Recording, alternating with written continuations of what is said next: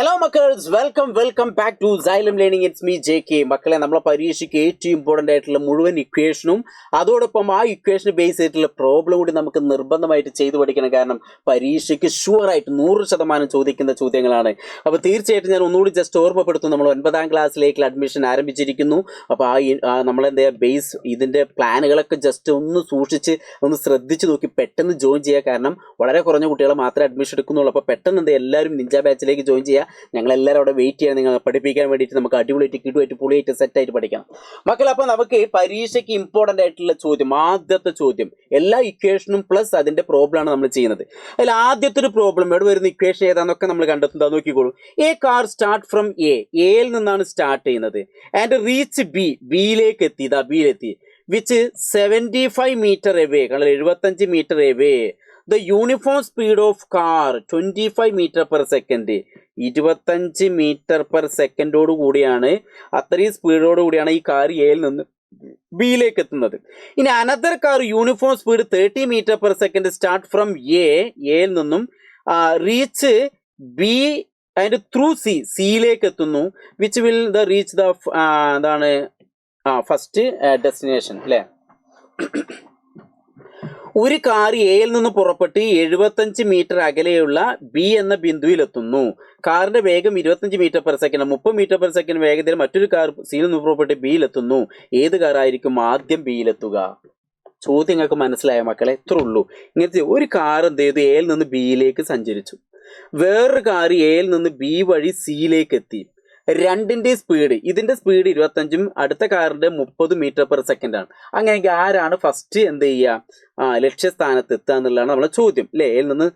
എയിൽ നിന്ന് പുറപ്പെട്ട് സിയിൽ കൂടി ബിയിലേക്ക് എത്തുന്നു, ഇങ്ങനെ വന്നിട്ട് ഇവിടെ എത്തുന്നു. അപ്പൊ ആരാണ് ഫസ്റ്റ് ബിയിൽ എത്തുക എന്നുള്ളതാണ്. അപ്പൊ ഞാൻ എന്ത് ചെയ്യാം, ഈ ഒരു പ്രോബ്ലം ചെയ്യുമ്പോൾ ഞാൻ എന്ത് ചെയ്യാം, ഇവിടെ കാർ എയും ബിയും കൊടുക്കാം. അപ്പൊ കാർ എ എന്നൊന്ന് കൊടുത്തു, ഇവിടെ കാർ ബി എന്ന് കൊടുത്തു. സ്പീഡൊക്കെ നമുക്ക് തന്നിട്ടുണ്ട്. അപ്പൊ speed is equal to distance by time, അത് വെച്ചാണ് നമ്മൾ ചെയ്യേണ്ടത്. അപ്പൊ കാർ എ സഞ്ചരിക്കുന്ന ഡിസ്റ്റൻസ് എന്ന് പറഞ്ഞാൽ 75 മീറ്റർ ആണ്. അതിന്റെ സ്പീഡ് എന്ന് പറഞ്ഞാൽ 25 മീറ്റർ പെർ സെക്കൻഡ് ആണ്. അങ്ങനെയാണെങ്കിൽ ടൈമാണ് നമുക്ക് കണ്ടെത്തേണ്ടത്. അപ്പോൾ ടൈം കണ്ടെത്തണം. ഇവിടെ കാറ് സഞ്ചരിക്കുന്ന ഡിസ്റ്റൻസ് എന്ന് പറഞ്ഞാൽ നോക്കുക, ആദ്യം 70 ഏതാണ് സി വഴി ബിയിലേക്കാണ് എത്തുന്നത്. അപ്പോൾ 50 മീറ്ററും 70 മീറ്ററും, അപ്പോൾ 50 പ്ലസ് 70, 5 5 10 12, 120 മീറ്റർ ദൂരമാണ് സഞ്ചരിച്ചത്. ഇനി അതിൻ്റെ സ്പീഡ് എന്ന് പറഞ്ഞാൽ 30 മീറ്റർ പെർ സെക്കൻഡ് ആണ് സ്പീഡ് തന്നിട്ടില്ലേ. അങ്ങനെയെങ്കിൽ ടൈം കണ്ടെത്തണം. അപ്പം ഞാനൊരു വെറുതെ ഒരു പേജ് എടുക്കട്ടെ, അങ്ങോട്ട് തന്നെ ശ്രദ്ധിച്ചോളൂ. ടൈം കാണാൻ equation speed is equal to distance by time, ഇതല്ലേ നമ്മൾ ഇക്വേഷൻ. അപ്പോൾ ടൈം കാണുമ്പോൾ ഈ ടൈമിന് എങ്ങോട്ട് കൊണ്ടുമ്പോൾ സ്പീഡിനെ താഴത്തേക്ക് കൊണ്ടുവന്നാൽ പോരെ. അപ്പോൾ time is equal to distance by speed. ആദ്യത്തെ കാറിന്റെ ഡിസ്റ്റൻസ് എന്ന് പറഞ്ഞാൽ 75 മീറ്റർ ബൈ സ്പീഡ് എന്ന് പറഞ്ഞാൽ എത്രയായിരുന്നു, സ്പീഡ് എന്ന് പറഞ്ഞാൽ 25. രണ്ടാമത്തെ കാറിന് ഇതേപോലെ ടൈം കാണണം, ഡിസ്റ്റൻസ് ബൈ സ്പീഡ്. ഡിസ്റ്റൻസ് എന്ന് പറഞ്ഞാൽ 120 മീറ്റർ ആയിരുന്നു അല്ലേ, 120 മീറ്റർ ബൈ ടൈം എന്ന് പറഞ്ഞാൽ 30 ഇതായിരുന്നു. അങ്ങനെയെങ്കിൽ ഇത് നമുക്ക് ചെയ്തുകൂടെ? ഇവിടെ നോക്കുക, 75 ബൈ 25 നമുക്ക് കിട്ടി. 25 പ്രാവശ്യം 75 3 പ്രാവശ്യം, അതുകൊണ്ട് ടി എന്ന് പറഞ്ഞാൽ 3 സെക്കൻഡ് എന്ന് കിട്ടി. ഇവിടെ നമുക്ക് ഈ 0 വെട്ടി 12ഉം 3നെ ഹരിച്ചാൽ നമുക്ക് എത്ര കിട്ടി, 4 സെക്കൻഡ് എന്ന് കിട്ടി. അപ്പോൾ ആരാണ് പെട്ടെന്ന് എത്തിച്ചേരുക അല്ലേ, കാറ് എ അല്ലേ. അതായത് ആദ്യത്തെ കാറിന് സഞ്ചരിക്കാൻ എത്ര ടൈം എടുത്തത്, 3 സെക്കൻഡ് ടൈം എടുത്തു. രണ്ടാമത്തെ കാറിന് 4 സെക്കൻഡ് ടൈം എടുത്തു. അപ്പോൾ ആദ്യത്തെ കാർ എന്ത് ചെയ്യുന്നു, പെട്ടെന്ന് ഫാസ്റ്റ് ആയിട്ട് എത്തുന്നു. അപ്പോൾ speed is equal to distance by time. അതിൽ നിന്ന് ചിലപ്പോൾ ടൈം കാണാൻ പറയും, ചിലപ്പോൾ സ്പീഡ് കാണാൻ പറയും, ചിലപ്പോൾ ഡിസ്റ്റൻസ് കാണാൻ പറയും. അപ്പോൾ ഇങ്ങനത്തെ ഒരു പ്രോബ്ലം നിർബന്ധമായിട്ട് പഠിക്കണം. അടുത്ത നിങ്ങൾ പഠിക്കേണ്ട മറ്റൊരു ചോദ്യം, 0.5 മീറ്റർ സ്ക്വയർ വിസ്തീർണത്തിൽ 200 ന്യൂട്ടൺ ബലം പ്രവർത്തിക്കുന്ന പ്രതലത്തിൽ അനുഭവപ്പെടുന്ന മർദ്ദം, പ്രഷർ കണ്ടെത്തുക. അപ്പോൾ P is equal to F by A, ഇതാണ് നമ്മൾ ഇക്വേഷൻ. അപ്പോൾ ഈ ഇക്വേഷൻ വെച്ചൊരു പ്രോബ്ലം. ആദ്യം നമ്മൾ പഠിച്ച speed is equal to distance by time, രണ്ടാമത്തെ P is equal to F by A എന്നാണ്. അപ്പോൾ ഇവിടെ നമുക്ക് തന്നിട്ടുള്ള കാര്യങ്ങളൊക്കെ നമുക്ക് എടുത്ത് എഴുതാൻ പറ്റും. പ്രഷർ നമുക്ക് തന്നിട്ടുണ്ട്, വിസ്തീർണത്തിൽ 20 ന്യൂട്ടൺ, എഫ് തന്നിട്ടുണ്ട് 200 ന്യൂട്ടൺ തന്നിട്ടുണ്ട്. ഇനി ഏരിയ നമുക്ക് തന്നിട്ടുണ്ട് 0.5 മീറ്റർ സ്ക്വയർ. അങ്ങനെയെങ്കിൽ pressure P is equal to 200 by 0.5. 0.5നെ ഒരു 10നെ കൊണ്ട് ഗുണിക്കുമ്പോൾ ഇവിടെ ഒരു 10നെ കൊണ്ട് ഗുണിക്കുക. അപ്പോൾ മുകളിൽ 2000 വരും, താഴെ 5 വരും. 2000/5 എന്ന് പറഞ്ഞാൽ നമുക്ക് സിംപ്ലിഫൈ ചെയ്യാൻ പറ്റും. 5-ൽ 5 പ്രാവശ്യം, 20-ൽ 4 പ്രാവശ്യം. അപ്പോൾ ആൻസർ എത്ര കിട്ടി? 400 എന്ന് കിട്ടി. അത്രയും പാസ്കൽ. അപ്പൊ രണ്ടാമത്തെ P is equal to F/A, P is equal to F/A, P is equal to F/A എന്നുള്ള ഇക്വേഷൻ ഓർത്തേക്കുക. അതിന് സംഖ്യകളൊക്കെ മാറിയിട്ടാവും പ്രോബ്ലം വരിക. അടുത്തൊരു ചോദ്യം, radius of curvature spherical mirror 20 centimetre.